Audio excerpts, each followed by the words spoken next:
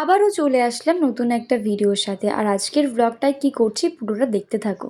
তো তারপর আমি রেডি হয়ে পড়েছি। কেন রেডি হচ্ছি, কী করছি তাহলে বলা যাক নাকি? তো আমার মনে হয় যে প্রত্যেকের লাইফেরই কিছুটা সময় নিজেদেরকে দেওয়া উচিত, নাকি? দেওয়াটা তো উচিতই গাইস, কারণ একটা টাইমের পরে না এই লোক দেখানো বা কারোর জন্য সাজা এগুলো কিছুই ম্যাটার করে না। তো নিজের জন্য সাজো, নিজেকে ভালোবাসো। আর আমার এইগুলো দেখে হয়তো অনেকেই ভাববে যে আমি হয়তো কাউকে শেখাচ্ছি বা কিছু না। আমি আমার লাইফের কিছু পার্ট হিসেবে তোমাদেরকে বলে যাচ্ছি। তো আমার মনে হয় আমার মতো যারা আছে তারা হয়তো সেটাকে পজিটিভ হিসেবে নেবে, আর যাদের ভালো লাগবে না তারা হয়তো নেগেটিভ হিসেবে নেবে। তো সেটা নিয়ে আমার কোনো যায় আসে না। যাই হোক, প্রথমেই বলে থাকি যে সবাই যে সমান হবে এটা তো হয় না। যেহেতু হাতের ৫টা আঙুল সমান নয়, তাই সবার চিন্তাভাবনাও সমান হবে না।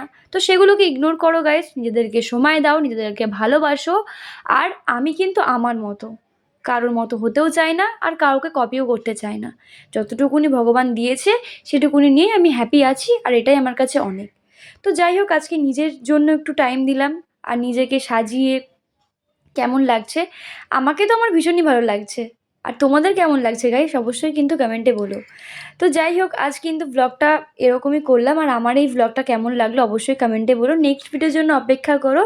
ওকে, টাটা, লাভ ইউ অল।